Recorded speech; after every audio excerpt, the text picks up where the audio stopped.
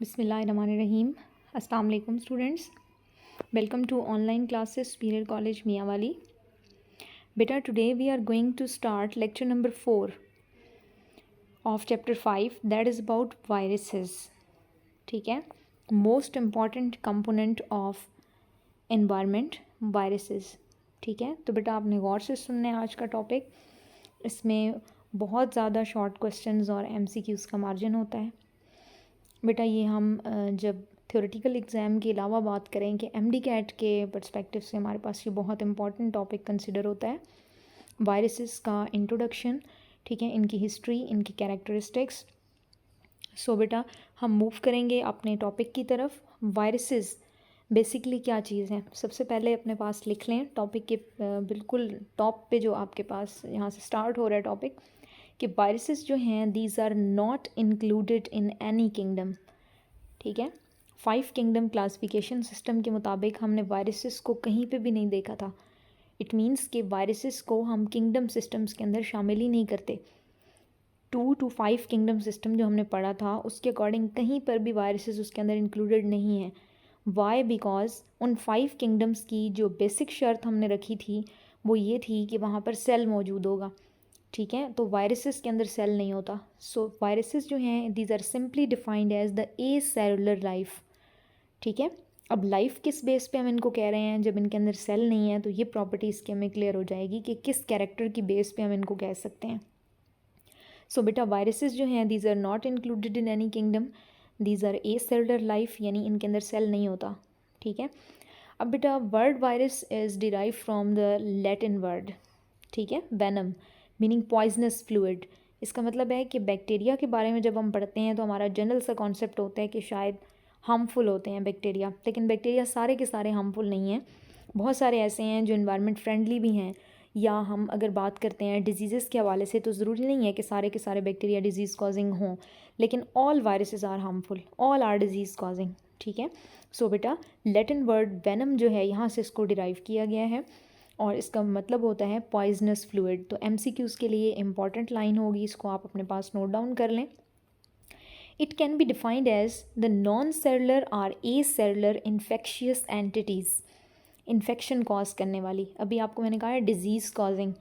ठीक है, एंटिटी कोई भी ऐसा यूनिट या कोई भी ऐसा मटेरियल, ठीक है, जो कि इन्फेक्शियस हो सकता है, विच मे कंटेन ईदर RNA और DNA। अब बेटा वो कह रहा है कि नॉन सेलुलर हैं या ए सेलुलर हैं। आपने कहा सेल नहीं है तो फिर क्या चीज़ है, किस चीज़ के बने हुए हैं? तो कहते हैं ये DNA होता है। ठीक है, या फिर ये RNA होता है। अब मैं कह रही हूँ कि DNA होता है या फिर RNA होता है।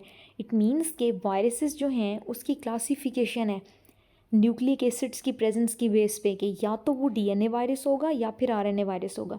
याद रखिएगा बेटा, कोई ऐसा वायरस नहीं हो सकता जिसमें DNA और RNA एट ए टाइम मौजूद हों। किसी एक वायरस में एक टाइम पे एक चीज़ होगी। तो बेटा फिर हम वायरसेस को इस बेस पे क्लासिफाई भी कर सकते हैं कि वायरसेस आर ऑफ 2 टाइप्स, यानी कि DNA वायरसेस और RNA वायरसेस। अब वो कह रहा है कि नॉन सेलुलर हैं, ए सेलुलर हैं, तो क्या चीज़ उनमें होती है, DNA या RNA होता है। ठीक है, नॉर्मली इनकेस्ड इन प्रोटीनिशियस कोट, जिनके ऊपर प्रोटीन का कोट चढ़ा हुआ होता है। ठीक है, यानी कि कोर के तौर पे या सेंट्रल मटेरियल के तौर पे वहाँ पर या तो RNA मौजूद होगा या फिर DNA मौजूद होगा, और उसके ऊपर जो है ये कोर मौजूद होगा, जिसको हम क्या कहेंगे बेटा, प्रोटीनिशियस कोट कह रहे हैं। इसका मतलब है कि it is made up of proteins. So generally अगर हम इन स्टेटमेंट्स को समअप करें तो हम कह रहे हैं कि अगर सेल नहीं होता तो फिर वायरसेस किन चीज़ों पे कंसिस्ट करते हैं। सो बेटा वायरसेस जो हैं these are composed of 2 components. कौन कौन से? Nucleic acids and proteins. Nucleic acids जो हैं इसमें DNA या RNA की फॉर्म में सेंटर में मौजूद हैं, यानी कोर में मौजूद हैं, और आउटर जो है ये इनके प्रोटीन कोट होता है या प्रोटीन मौजूद होती है। Viruses utilize the biosynthetic machinery of the host for its own synthesis, ठीक है, and transfer themselves efficiently to other cells. अभी बेटा मैंने आपसे कहा कि वायरसेस जो हैं these are a cellular life, यानी ए सेलुलर है, सेल नहीं है, तो फिर लाइफ कैसे है। अब बेटा आप चले जाएं चैप्टर नंबर 1 के ऊपर, जहाँ पे हमने लाइफ के एट्रीब्यूट्स को देखा था। ठीक है, one of the most basic attribute जो डिस्कस हुआ था वहाँ पर, ठीक है, जिसकी बेस पे हम किसी भी चीज़ को लाइफ कंसिडर कर सकते हैं, दैट वाज कौन सा था, थोड़ा सा अपने माइंड में उसको रिवाइज करें, that was reproduction. It means कि कोई भी ऐसी चीज़ जो 1 से 2 में कन्वर्ट हो सकती है, it can be considered as the living thing. So बेटा वो कहता है कि वायरसेस जो हैं, वायरसेस ऐसी चीज़ है जो कि रेप्लिकेट कर सकते हैं, मतलब कि ये 1 से 2 में कन्वर्ट हो सकते हैं। इट मीन्स कि फिर ये कहीं ना कहीं लाइफ की फॉर्मेशन में आ रहे हैं, लाइफ की क्लासिफिकेशन में आ रहे हैं, ठीक है। सो हम इनको ये कह सकते हैं कि इनमें सेल नहीं होता लेकिन ये रिप्रोड्यूस कर सकते हैं। So simply we can say that कि these are on the border line between living and non living things, ठीक है। बॉर्डर लाइन पे मौजूद होते हैं, ना तो लिविंग में आते हैं कम्प्लीटली, ना ही कम्प्लीटली नॉन लिविंग में आते हैं। अब बेटा बात कर लेते हैं कि यूटिलाइज द बायोसिंथेटिक मशीनरी। अब बायोसिंथेटिक मशीनरी क्या होती है? बायोसिंथेटिक मशीनरी बेटा आप चैप्टर 4 में पढ़ेंगे। बायोसिंथेटिक मशीनरी राइबोसोम्स को कहते हैं, ठीक है, जो कि हमारे पास हमारे सेल के लिए प्रोटीन्स बनाते हैं। राइबोसोम्स हमारे पास ऐसे स्ट्रक्चर्स होते हैं जो कि सेल के अंदर प्रोटीन बनाते हैं, और आपको पता है कि प्रोटीन्स जो हैं ये मोस्ट इंपॉर्टेंट कंपोनेंट कंसिडर होते हैं हमारे पास लिविंग थिंग्स का। और ड्राई वेट के हिसाब से उनकी कंपोजिशन भी हमने पढ़ी थी कि 50% ड्राई वेट के हिसाब से मौजूद थी जनरली, जब हम बात कर रहे थे चैप्टर 2 के स्टार्ट में, ठीक है। सो बेटा ये क्या करते हैं, ये होस्ट की बायोसिंथेटिक मशीनरी को यूटिलाइज़ करते हैं। अब होस्ट यहाँ पर कौन है बेटा? होस्ट पैरासाइट रिलेशनशिप हमने पढ़ा था। तो होस्ट वो होता है जिसके अंदर ये वायरसेस मौजूद होते हैं, जिसके अंदर जाते हैं। वो कोई भी हो सकता है बेटा, वो कोई प्लांट भी हो सकता है, एनिमल भी हो सकता है, हम हो सकते हैं, ठीक है। तो वायरस जो है वो जैसे ही हमारे अंदर जाता है, हमारे सेल की जो बायोसिंथेटिक मशीनरी है यानी राइबोसोम्स हैं उसके ऊपर काबू करता है और उसको अपने फ़ायदे के लिए इस्तेमाल करने लग जाता है। कैसे बेटा? डीएनए और आरएनए तो इसका मौजूद है, अपना इन्फॉर्मेशन इसके पास सारी मौजूद है, तो उन राइबोसोम्स को इस्तेमाल करके ये अपनी प्रोटीन्स बनाता है, ठीक है। कौन सी प्रोटीन बनाता है? यानी कोट प्रोटीन बनाता है। डीएनए या आरएनए वैसे सेल के अंदर जाके रेप्लिकेट होना शुरू हो जाता है, तो एक सेल जो है हमारा, उससे बहुत सारे वायरसेस जो हैं वो बन के बाहर निकलते हैं। तो इसका मतलब है कि they are able to reproduce, लेकिन उसके लिए कंडीशन ये होगी कि अगर इनको होस्ट अवेलेबल है, ठीक है। अगर होस्ट नहीं है अवेलेबल तो फिर बेटा ये नॉन लिविंग थिंग्स के तौर पे काम करेंगे, ठीक है। These will act as a crystal, ठीक है। नॉन लिविंग थिंग के तौर पे ये बिहेव करेंगे आउटसाइड द लिविंग सिस्टम्स। अब बेटा ये जो सारी स्टडीज़ है वायरसेस के हवाले से, इसको बायो की एक स्पेसिफिक ब्रांच डील करती है, जिसके लिए हम वर्ड यूज़ करते हैं वायरोलॉजी, ठीक है। So basically it's the branch of biology that deals with the study of viruses. Viruses की स्टडी के साथ डील करते हैं, मतलब what sort of study? About the history of viruses, about the discovery of viruses, their mode of transmission, ठीक है, about the structure of viruses, about the classification of viruses. तो ये सारी चीज़ जो है ये स्पेसिफाइड ब्रांच के अंदर कंसिडर होती है, जिसको हम क्या कह रहे हैं? वायरोलॉजी कह रहे हैं, जिसको बेटा सारी जो हमारे पास मेजर ब्रांचेज़ हैं बायो की, उनके साथ पढ़ाया जाता है, ठीक है। यानी हम अगर ज़ूलॉजी की बात करते हैं, एनिमल लाइफ की स्टडी की बात करते हैं, तो उसमें भी हम वायरोलॉजी को एज सब ब्रांच के तौर पे पढ़ेंगे। या फिर अगर हम प्लांट साइंसेस की बात करते हैं, बॉटनी की बात करते हैं, तो उसमें भी हम उसको पढ़ेंगे। अगर हम माइक्रोबायोलॉजी की बात करते हैं, बैक्टीरिया माइक्रो ऑर्गेनिजम्स की बात करते हैं, ठीक है, तो उसमें हम जो है वायरोलॉजी को पढ़ेंगे सब ब्रांच के तौर पे, बिकॉज वायरसेस जो हैं ये हर तरह की लाइफ के साथ इंटरेक्शन में आ रहे होते हैं। मतलब ये प्लांट्स को भी नुकसान पहुंचाते हैं, एनिमल्स को भी पहुंचाते हैं, माइक्रो ऑर्गेनिजम्स को भी पहुंचाते हैं, बैक्टीरिया को भी पहुंचाते हैं, ठीक है। सो बेटा वायरोलॉजी को जब आप प्रॉपरली डिफाइन करेंगे तो ये एक लाइन की डेफिनेशन उसकी काफ़ी नहीं होगी कि branch of biology that deals with the study of viruses. तो आपको ये साथ में बताना पड़ेगा कि व्हाट सॉर्ट ऑफ स्टडी, यानी क्या क्या चीज़ आप उसके अंदर स्टडी करेंगे। तो एक हेडिंग तो आपको नीचे नज़र आ रही है कि उनकी discovery, about their history, about their structure, about their composition, about their classification, ये सारी चीज़ें, mode of transmission, host parasite relationships, ये सारी चीज़ें जो है हम किसके अंदर डिस्कस करते हैं? वायरोलॉजी के अंदर करते हैं। अब बेटा बात आ जाती है कि वायरसेस जो हैं सबसे पहले इनकी डिस्कवरी कैसे हुई थी। अब बेटा before the discovery of viruses आपने एक बात याद रखनी है कि वायरसेस की डिस्कवरी से पहले हो चुकी थी बैक्टीरिया की डिस्कवरी, ठीक है। और बेटा बैक्टीरिया की डिस्कवरी तक, यानी कि वायरसेस की डिस्कवरी से पहले बैक्टीरिया को दुनिया की सबसे छोटी क्रिएचर या सबसे छोटी मखलूक जो है वो समझा जाता था कि शायद इससे छोटी जो लाइफ है, ठीक है, वो कोई नहीं हो सकती।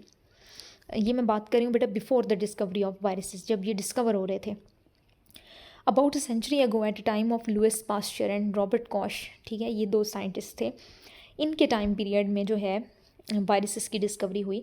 The word virus was generally refer to as a poison associated with the disease और डेथ, ठीक है, जो कि मैंने आपको कहा था कि हमेशा ही नुकसान देंगे। वायरस कोई ऐसा नहीं है जो हमें फ़ायदा देगा, मतलब always all are disease causing. Present notion of the virus is entirely different. लेकिन जो आजकल की हम डेफिनेशन पढ़ते हैं या डिस्क्रिप्शन पढ़ते हैं, present notion means now viruses are recognised as the particles of nucleic acid often with the protein coat. इनको हम कैसे डिफाइन करते हैं? इनको हम पॉइजनस पार्टिकल्स नहीं कह रहे होते, इनको हम कहते हैं कि ये ऐसे पार्टिकल्स हैं जो कि न्यूक्लिक एसिड्स पे कंसिस्ट करते हैं, that are often coated with, ज़्यादातर जो हैं इनके ऊपर प्रोटीन कोट मौजूद होता है। तो क्या कोई ऐसे भी होते हैं जिनके ऊपर नहीं होता? तो वो चीज़ भी हम डिस्कस करेंगे कि मतलब जो सिर्फ़ और सिर्फ न्यूक्लिक एसिड हो उनके ऊपर प्रोटीन कोट ना हो, क्योंकि इसने ऑफन का वर्ड यूज़ किया है कि ज़्यादातर ऐसे होता है। इसका मतलब है कि कुछ ऐसे भी होंगे जिनके ऊपर प्रोटीन नहीं होगी, तो फिर उनको हम क्या नाम देंगे, उसको हम आगे फर्दर डिस्कस करेंगे। अच्छा बेटा, नेक्स्ट बात वो कह रहा है कि ये लिविंग सेल्स के अंदर जाके रेप्लिकेट करते हैं। ना सिर्फ रेप्लिकेट करेंगे, यानी मैं आपको कह रही थी कि ये हमारे सेल के अंदर जाएंगे, हमारे राइबोसोम्स को काबू करेंगे, ठीक है, और अपनी प्रोटीन्स बनाएंगे। अब बेटा ये ऐसे नहीं होगा कि सिर्फ और सिर्फ अपनी प्रोटीन्स बनाएंगे हमारे राइबोसोम्स पे काबू करके, ये हमारे सेल्स को भी नुकसान पहुंचाएंगे, ठीक है।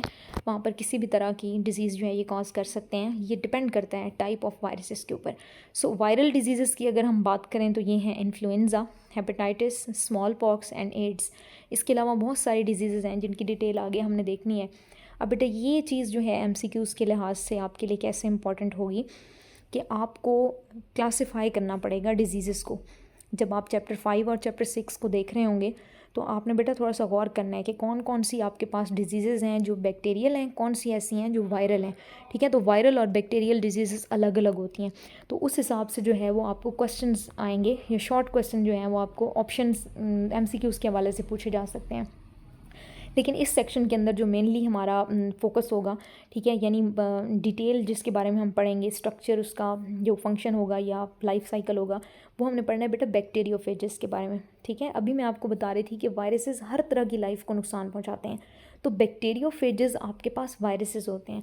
ये ऐसे वायरसेस हैं जो बेटा बैक्टीरिया को नुकसान पहुंचाते हैं, बैक्टीरिया में डिजीज़ कॉज करते हैं, तो इनको हम क्या कहते हैं? बैक्टीरिया ईटर्स कहते हैं। तो मेनली हमारा जो फोकस होगा वो बैक्टीरियोफेज के लाइफ साइकिल के ऊपर रहेगा इस चैप्टर के अंदर, या बैक्टीरियोफेजेस के ऊपर रहेगा, तो इसकी डिटेल भी आप आगे देख लेंगे। अब बेटा वो कह रहा है कि वायरसेस की डिस्कवरी कैसे हुई थी, कैसे लोगों को पता चला कि बैक्टीरिया से छोटी भी कोई लाइफ मौजूद है। कुछ वायरल डिजीज़ जो हैं ये एग्जिस्ट करती थी पास्ट सेंचुरीज़ के अंदर। अब बेटा ये टॉपिक ऐसा होगा जो कि आपने इसका थोड़ा बहुत इंट्रो जो है वो चैप्टर 1 के अंदर देखा हुआ है। एडवर्ड जीनर, जिसको हमने कहा था कि ये वैक्सीन सबसे पहले जो है ये इन्होंने बनाई थी, ठीक है, वैक्सीनेशन का प्रोसेस जो है सबसे पहले इन्होंने इंट्रोड्यूस करवाया था। सो बेटा in fact the first infectious disease against which the effective method of prevention was develop was a viral disease.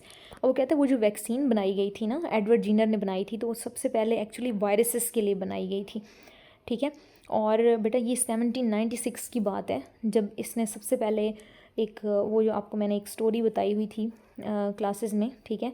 बेटा जो आपके पास वायरसेस के हवाले से जब हम बात करते हैं तो दो तरह की डिजीज़ की बात की थी, थोड़ा सा आप इसको माइंड में रिवाइज़ करेंगे। वैक्सीनेशन, इम्यूनाइजेशन के टॉपिक्स हमने पढ़े थे, ठीक है। वहाँ पे जो है वो बेटा एक चीज़ डिस्कस हो रही थी स्मॉल पॉक्स और काउ पॉक्स के हवाले से। जो मैंने आपको बताया था कि इसकी सिम्टम्स जो है ना ये ऑलमोस्ट सेम होती हैं, यानी कि पिटेड स्कार्स बन जाते हैं आफ्टर पस्ट्यूल्स, ठीक है, यानी सबसे पहले जो है वो छाले बनते हैं स्किन के ऊपर, ठीक है, और उसके बाद जो है वो उनके निशान छोड़ जाते हैं, वो या गड्ढे से या स्कार से होते हैं, उनके अंदर फ्लूइड भर जाता है। तो वो बेटा गाय के ऊपर भी हो रहे थे, ठीक है, चिकन के अंदर भी हो रहे थे, ठीक है, और ह्यूमंस के ऊपर भी हो रहे थे, तो उसके कॉरस्पॉन्डिंगली हमने डिफरेंट नेम्स उनको दिए हुए थे। तो ये उसी स्टोरी की बात कर रहा है कि मिल्क मेड के हाथों पे पस्ट्यूल्स हो गए थे, छाले हो गए थे, जब वो बेटा गाय से दूध निकाल रहा था, ठीक है, तो उसके हाथों पे वो निशान हो गए थे। तो बेटा वो जो आपके पास पस्ट्यूल्स थे या उनमें पस बन गई थी, मतलब वो छाले बन गए थे। इसका मतलब है कि काऊ से वो वायरस जो है वो उसके ऊपर ट्रांसफ़र हुआ मिल्क मेड के ऊपर। अब बेटा एडवर्ड जीनर ने क्या किया, मिल्क मेड के हाथों से वो जो पस्ट्यूल्स बने हुए थे वहाँ से बेटा उसने इंजेक्ट किया फ्लूइड एक और हेल्दी पर्सन के अंदर, ठीक है। अब बेटा वो 6 weeks the boy was inoculated with pus from a small pox victim. अब बेटा क्या किया था एडवर्ड जीनर ने कि मिल्क मेड के हाथों पे जो छाले बने थे वहाँ से फ्लूइड निकाल के एक हेल्दी पर्सन के अंदर इसने इनोकुलेट कर दिए थे। तो क्या देखता है कि उस हेल्दी पर्सन के अंदर कोई डिज़ीज़ जो है वो नहीं हुई थी, ठीक है। बाद में इवन के स्मॉल पॉक्स के फ्रेश जर्म्स भी उस बच्चे के अंदर डाले गए, लेकिन इसके बावजूद उसको कोई डिज़ीज़ नहीं हुई, ठीक है। तो वहाँ से जो है ये एडवर्ड जीनर ने वैक्सीनेशन का एक सक्सेसफुल कॉन्सेप्ट दिया था, और सिर्फ उसने एक उस बच्चे की बेस पे ये वाली चीज़ नहीं करवाई थी, बल्कि उसने 23 पर्सनस को जो है वो सक्सेसफुली वैक्सीनेट किया था कि वाकई में ऐसा होता है कि अगर हम किसी भी डिज़ीज़ के लिए वीक जर्म्स जो हैं वो पहले से किसी पर्सन में डाल देते हैं तो वो बेटा इम्यून हो जाता है फॉर दैट कॉरस्पॉन्डिंग डिजीज़, जिस प्रोसेस को हमने कहा था इम्यूनाइजेशन, ठीक है, यानी development of immunity against a specific disease.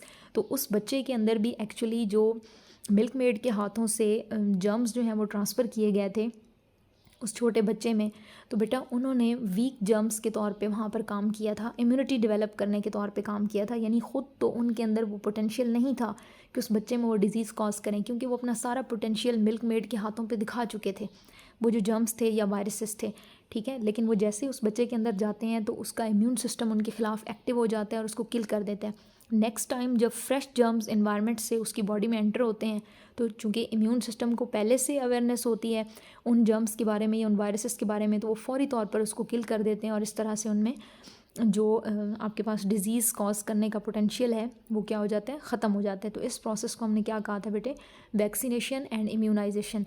तो इस कॉन्सेप्ट के ज़रिए से जो एडवर्ड जीनर हैं उन्होंने बहुत बड़ी एक एडवांसमेंट जो है वो लेकर आए थे माइक्रोबायोलॉजी के अंदर, जो इन्होंने वैक्सीन जो है वो सबसे पहले डिराइव की थी, ठीक है। अब वैक्सीन का वर्ड जो है ये बेटा लैटिन वर्ड है, ये भी वैका से ड्राइव हुआ है, basically refers to as a cow, ठीक है। इसके बारे में भी हम पहले पढ़ चुके हैं। बाद में फिर वैक्सीनेशन के ऊपर लुइस पास्चर और रॉबर्ट कॉश ने भी इसके ऊपर काम किया था, ठीक है। जर्म थ्योरी ऑफ डिजीज़ दी थी उन्होंने, रॉबर्ट कॉश ने, जिसको हमने चैप्टर 6 में पढ़ना है, ठीक है, जो कि उनको बैक्टीरिया के हवाले से थोड़ा सा डिफ्रेंशिएट करेगा वायरसेस को कि क्या प्रॉपर्टीज़ होती हैं इनकी जो डिफ़र करेंगी। नेक्स्ट है बेटा चार्ल्स चैम्बरलैंड, कि इनका क्या काम था वायरसेस की डिस्कवरी में। बेटा 1884 की बात है कि चार्ल्स चैम्बरलैंड, इन्होंने सबसे पहले बैक्टीरिया जो हैं कहा था इनको कि found that bacteria can not pass through the porcelain filters, ठीक है। ये बेसिकली हमारे पास एक स्पेसिफाइड किस्म का फ़िल्टर पेपर होता है जो कि डिज़ाइन किया गया था बेटा बैक्टीरिया के लिए, ठीक है। बैक्टीरिया बेसिकली फ़िल्टरेबल एजेंट्स हैं। फ़िल्टरेबल एजेंट्स का मतलब होता है कि बैक्टीरिया को ऐसा फ़िल्टर पेपर डिज़ाइन किया गया जिसके पोर्स का जो साइज़ था वो बेटा बैक्टीरिया के साइज़ से छोटा था, ठीक है। छोटा था तो ऑब्वियसली बेटा वो जो आपके पास बैक्टीरिया थे वो स्टे कर जाते थे फ़िल्टर पेपर के ऊपर, ठीक है। तो उनको फ़िल्टरेबल एजेंट्स का नाम दिया गया था।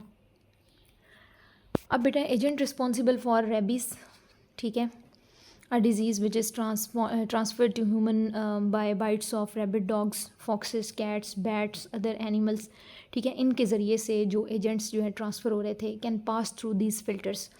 अब वो बेटा फ़िल्टर पेपर से गुज़र जाते थे, यानी क्या बात कर रही हूँ बेटा मैं आपसे कि मैंने आपसे कहा अभी थोड़ी देर पहले कि बैक्टीरिया जो हैं सबसे छोटी मखलूक कंसिडर होती थी before the discovery of viruses. तो जाहिर सी बात है बेटा सबसे छोटी मखलूक का साइज़ अगर हमें पता था तो उस हिसाब से फ़िल्टर पेपर भी डिज़ाइन कर लिया गया। अब बेटा कुछ जब ये वायरसेस आए, यानी कुछ डिजीज़ ऐसी अपीयर होना शुरू हो गई जो कि बेटा फ़िल्टर पेपर के ऊपर भी कोई चीज़ नज़र नहीं आती थी, लेकिन वो कंटेंट जब अंदर जाता था किसी चीज़ के तो वहाँ पे वो डिज़ीज़ कॉज कर देता था। इट मीन्स कि बैक्टीरिया से छोटा साइज़ है किसी चीज़ का, कोई ऐसे इन्फेक्शियस पार्टिकल्स हैं जिनका उनसे साइज़ छोटा है, यानी कि अब वो फ़िल्टरेबल नहीं है, वो फ़िल्टर पेपर से गुजर जाते हैं। इसका मतलब है कि एक्सट्रीमली स्मॉल साइज पार्टिकल्स हैं, ठीक है। As in those days the word virus was loosely use to describe any toxic substance that cause disease. तो वहाँ से जो है वो वायरसेस के हवाले से कॉन्सेप्ट रेज होना शुरू हुआ, ठीक है। लेकिन बेटा वो फ़िल्टर पेपर पे चूँकि नज़र नहीं आ रहे थे, जब हम किसी भी इन्फेक्शियस मटेरियल को फ़िल्टर पेपर से पास करवाते थे, फ़िल्टर पेपर के ऊपर कुछ नहीं होता था, तो वो फिर कन्फ्यूजन थी थोड़ी सी, ठीक है, कि ये क्या चीज़ है जो कि यहाँ से गुजर के चली जाती है। अब बेटा एवनॉस्की का काम जो है इस हवाले से बहुत इंपॉर्टेंट है। 1892 में इन्होंने क्या किया था, टोबैको मोज़ैक डिज़ीज़ जो है इसको सबसे पहले इन्होंने किया था डिस्क्राइब, ठीक है।